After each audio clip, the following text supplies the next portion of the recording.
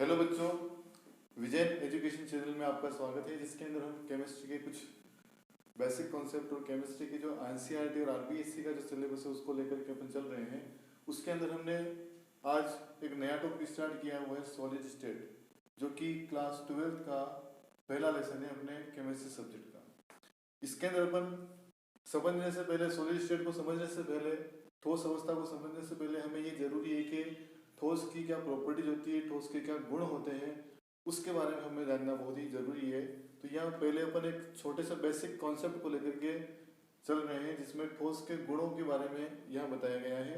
सबसे पहली बात आप देखिए, ठोस का आकार व आयतन निश्चित होता है। यानी अपन ये जानते हैं कि ठोस, कोई भी पदार्थ ठोस है, उस ठोस का हमेशा निश्चित आकार रहेगा और उसका आयतन भी हमेशा निश्चित रहेगा, जब तक कि उसके ऊपर कोई बाहरी बल आरोपित ना करेंगे। जैसे मेरे पास पेन है, तो इस पेन को आप हमेशा इसी अवस्था में पाएंगे जब तक कि इसको अपन किसी को तोड़े नहीं या मरोड़े नहीं या इसके ऊपर बल का प्रयोग नहीं करें। इसका हमेशा आकार निश्चित रहेगा, आयतन भी हमेशा निश्चित रहेगा। मतलब जितना जिस जगह आप रखोगे उतना ही वो स्थान घेरेगा। ठोस के कणों के मध्य अंतराणुक आकर्षण बल बहुत अधिक होता है। अंतराणुक आकर्षण बल का मतलब ये होता है कि प्रत्येक जो पदार्थ होता है, पदार्थ के अंदर जो है छोटे छोटे पार्टिकल्स पाए जाते हैं। किसी में पार्टिकल्स दूर होते हैं, किसी में पार्टिकल्स जो है काफी ज्यादा पास में होते हैं। तो यहाँ पर हम ये कह रहे हैं कि ये कण जो है बहुत, उन कणों के मध्य अंतराणुक आकर्षण बल बहुत अधिक है। मतलब ये कण इतने पास पास पाए जाते हैं और पास पास होने के कारण ही वो ठोस रूप में मिलेगा। कोई भी वस्तु ठोस रूप में क्यों है? क्योंकि कण बहुत ज्यादा पास पास है, तो इनके मध्य, कणों के मध्य आकर्षण बल जो होता है वो काफी ज्यादा होता है, उसका मान बहुत अधिक होता है। इसी कारण से ये कण बहुत अधिक पास पास होते हैं। फिर अगर आगे बात करें फोर्थ पॉइंट के ऊपर, ठोस के गलनांक और क्वथनांक के मान हमेशा उच्च होंगे। ये तो निश्चित है। कोई मेटल ले लो आप, किसी पदार्थ को आप यदि किसी लिक्विड फॉर्म में और लिक्विड से गैस में आप कन्वर्ट करना चाहोगे तो काफी ज्यादा एनर्जी वहां पर लगानी पड़ेगी। मतलब गलनांक का मान भी बहुत ज्यादा होगा और क्वथनांक के मान भी बहुत ज्यादा ठोस के अंदर मिलेंगे आपको। कुछ एग्जाम्पल्स आपके सामने है, जैसे पत्थर है, धातु है, स्पंज है। स्पंज को आपने देखा होगा, स्पंज की प्रॉपर्टी, आप उसको दबाते हैं तो दब जाता है और बल हटाते हो तो वापस सेम जो है अवस्था में आ जाता है वो। तो स्पंज भी अपना एक ठोस है। इसकी एक विशेष प्रॉपर्टी कि इसमें छिद्र होते हैं, जिस छिद्रों के अंदर जो है हवा भरी होती है। हवा भरी होने के कारण से ये फूला हुआ रहता है। बाकी ये भी एक ठोस ही है। कई बार बच्चे कंफ्यूज हो जाते हैं, तो कंफ्यूजन नहीं, स्पंज जो है हमारे ठोस के अंदर ही काउंट किया जाता है। तो ये जनरल इंट्रोडक्शन है इस लेसन के अंदर कि ठोस के क्या क्या प्रॉपर्टी है, ठोस कैसा होता है, उसके बारे में हम यहाँ पर चर्चा करेंगे।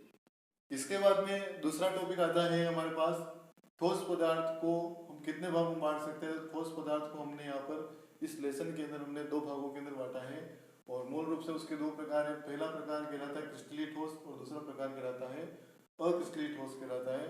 बोर्ड परीक्षा के अंदर कई बार ये डिफरेंस इसके बीच में पूछा जाता है और कई बार क्वेश्चन आ भी चुका है, जिसको आप आराम से अपनी कॉपी के अंदर नोट कर लें। बिल्कुल आसान है, 3-4 पॉइंट आपको याद होने चाहिए इसके अंदर। पहला बिंदु ये कहता है क्रिस्टलीय ठोस होता है। क्रिस्टल, जो क्रिस्टल्स होते हैं, तो क्रिस्टल की अपन कह सकते हैं निश्चित ज्यामिति होती है, यानी कि उनका शेप एंड साइज कैसा होगा, बिल्कुल फिक्स्ड होगा। जबकि अक्रिस्टलीय ठोस के अंदर अनिश्चित ज्यामिति पाई जाती है। कण जो होते हैं वो, उनकी ज्यामिति का कोई फिक्स नहीं होती। कोई कण छोटा भी हो सकता है, कोई बड़ा हो सकता है, उनके क्रिस्टल का कोई निश्चित शेप एंड साइज नहीं है।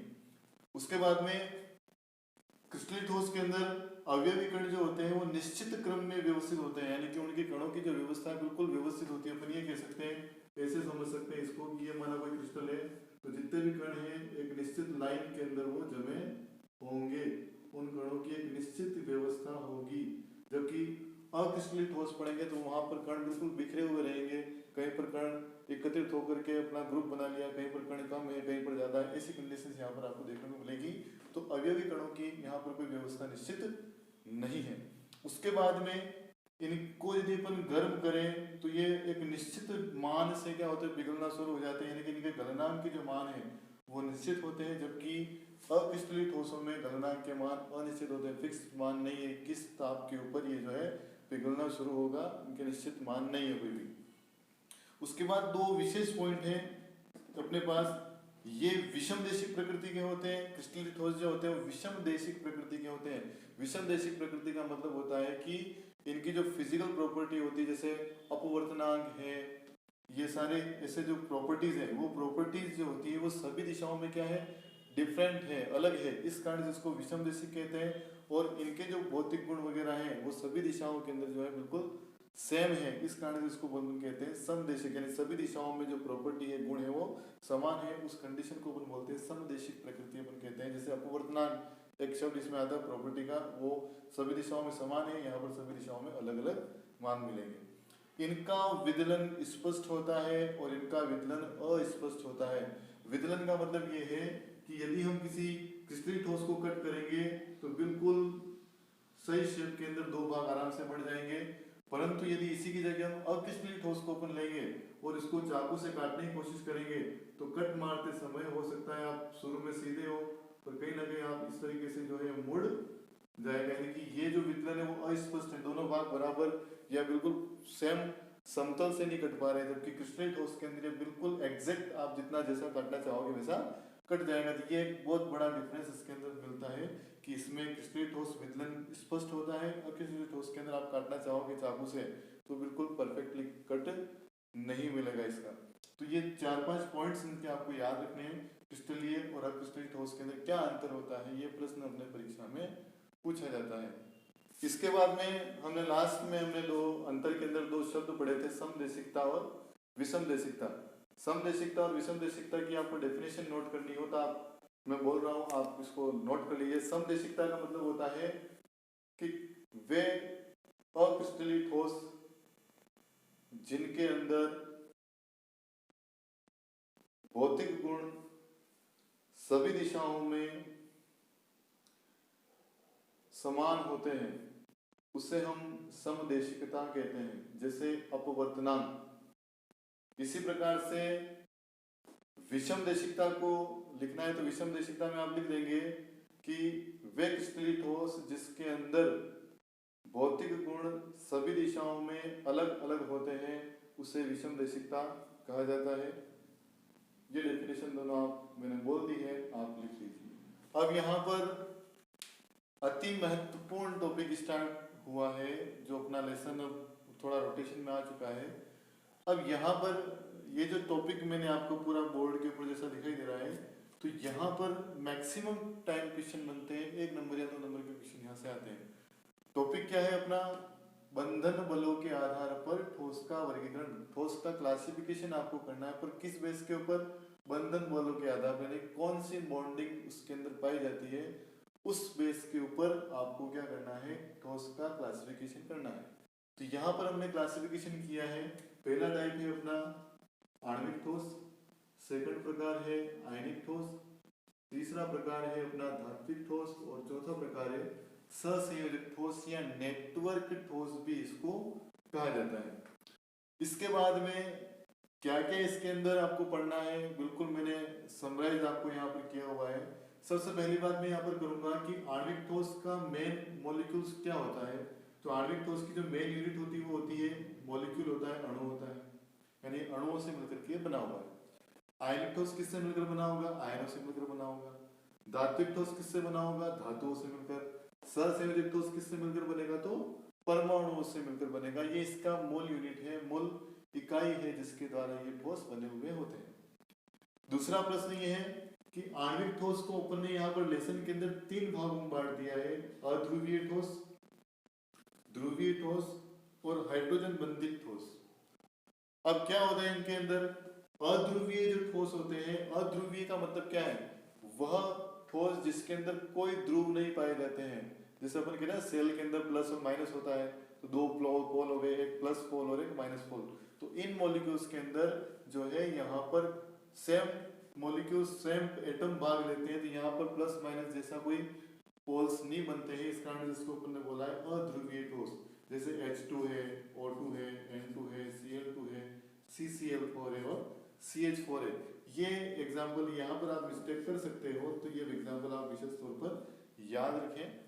अध्रुवीय ठोस के अंदर ये काउंट होता है, और बाकी जो जो सेम मॉलिक्यूल जैसे I2 हो गया, F2 हो गया, सेम मॉलिक्यूल जहाँ पर भी आ जाते हैं, 2 परमाणु जहाँ सेम मिलकर के बने हुए, वो सारे कौन से होंगे, अध्रुवीय ठोस होंगे। दूसरी चीज ध्रुवीय अणु, ध्रुवीय अणु का मतलब यहाँ पर 2 भाग बनेंगे, प्लस भी बनेगा और माइनस भी बनेगा। जैसे HCl है तो HCl प्लस भी बनाता है और माइनस बनाता है, H2 में H प्लस होता है, O माइनस होता है। इस प्रकार से ऐसे मॉलिक्यूल्स को अपन कहते हैं ध्रुवीय अणु, जहाँ पर प्लस माइनस का बाइफरकेशन हो जाता है। H2S और CaCl3 क्लोरोफॉर्म, ये सब जो है ध्रुवीय अणुओं के अंदर है। और विशेष एग्जांपल ये अपन यहाँ गलती कर सकते हैं, इसको आप याद रखें। उसके बाद में आता है हाइड्रोजन बंधित ठोस। हाइड्रोजन बंधित का मतलब है वे ठोस जिसके अंदर हाइड्रोजन बंध पाया जाता है, जैसे कि H2O है, NH3 है, HF है, इन सब के अंदर हाइड्रोजन बॉन्ड प्रेजेंट है। इस कारण से इसको अपन कहते हैं हाइड्रोजन बंधित आणविक ठोस, इसको कहा जाता है। और मैक्सिमम टाइम आपको एग्जांपल्स जो है बोर्ड एग्जाम्स के अंदर पूछे जाते हैं, तो हमें इन कैटेगरी को क्या करना है, याद रखना है। उसके बाद में आता है आयनिक ठोस, आयनों से मिलकर के बना हुआ है। इन आयनों के मध्य में कौन सा आकर्षण बल पाया जाता है, कौन सी बॉन्डिंग होती है, तो वो होती है स्थिर वैद्युत आकर्षण बल इन कणों के मध्य पाया जाता है। ये बॉन्डिंग आपको यहाँ पर याद रखनी है। उसके बाद में आयनिक ठोस की एक विशेषता है कि ये ठोस अवस्था में होंगे, उस कंडीशन में ये विद्युत का चालन नहीं करते हैं, धारा का प्रवाह इसके अंदर नहीं होगा। पर जैसे ही किसी सॉल्यूशन के अंदर आप इसको डाल देते हैं तो ये आयनों के अंदर टूट जाता है और विद्युत धारा का चालन करता है। यानी कि विलयन अवस्था के अंदर या पिघली हुई अवस्था के अंदर ये सुचालक की तरह व्यवहार करते हैं। ये एक विशेष कंडीशन है आयनिक ठोस के साथ, ठोस अवस्था में कुचालक, विलयन अवस्था में सुचालक। एग्जांपल्स, आयन बनाते हैं तो Na+Cl- Mg2+ और 2-, इस प्रकार से जहां जहां भी आपके आयंस बन रहे हैं तो वो आयनिक ठोस के अंदर कांट होते हैं। तो इन एग्जांपल्स जो लिखे हुए हैं वो आप नोट कर लीजिए और इम्पोर्टेंट है। धात्विक ठोस का मतलब है धातुओं से मिलकर के बना है, धनायन से मिलकर के बना हुआ है। इन कणों के मध्य क्या पाया जाता है, धात्विक बंध पाया जाता है, बॉन्डिंग धात्विक बॉन्ड होता है। ये सुचालक प्रकृति के होते हैं। धातु है तो नेचुरल सुचालक ही होगा वो।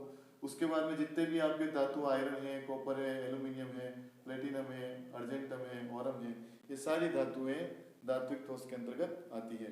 उसके बाद में सहसंयोजक या नेटवर्क ठोस भी इसको कहा जाता है। इनकी मूल इकाई होती है परमाणु होती है। सहसंयोजक बंध इन कणों के मध्य या परमाणुओं के मध्य पाया जाता है। ये नॉर्मली कौन से होते हैं, कुचालक प्रकृति के होते हैं। परंतु एक एग्जांपल आपको पता है कि जो ग्रेफाइट होता है वो सहसंयोजक बंध वाला होता है, परंतु ये क्या करता है, विद्युत का चालन करता है। और क्यों करता है, क्योंकि इसके अंदर मुक्त इलेक्ट्रॉन्स प्रेजेंट होते हैं।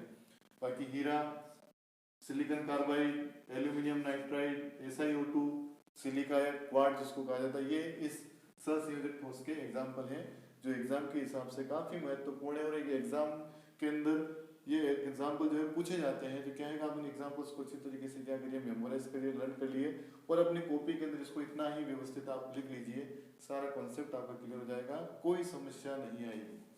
तो इतना पढ़ लेने के बाद में ये हमारा जो पार्ट 1 वीडियो है, इस पार्ट 1 वीडियो के अंदर अपने ठोस का एक सामान्य परिचय पढ़ लिया, ठोस कितने प्रकार के होते हैं वो पढ़ लिया, बंधन बलों के आधार पर ठोस कितने प्रकार के हैं वो मैंने आपको बता दिया। एक भाग इस लेसन का 20% पार्ट जो अपन ने इंट्रोडक्शन के ऊपर कंप्लीट कर लिया। इसका सेकंड भाग भी मैं बना रहा हूँ। सेकंड भाग के अंदर अपन मात्रक कोशिका क्या होती है, एकक कोशिका क्या होती है, उन एकक कोशिकाओं में परमाणु की संख्या क्या कितनी होती है, अणुओं की संख्या निकालना, क्रिस्टल लेटेस्ट क्या होता है, ये सारी बातें इसके पार्ट 2 वीडियो के अंदर करेंगे। यदि आपको ये वीडियो अच्छा लगा हो तो आप इस वीडियो को लाइक भी करें, अच्छी बातों को आप कमेंट बॉक्स में भी लिखें, कोई समस्या हो तो भी कमेंट करें और चैनल को सब्सक्राइब करना ना भूलें।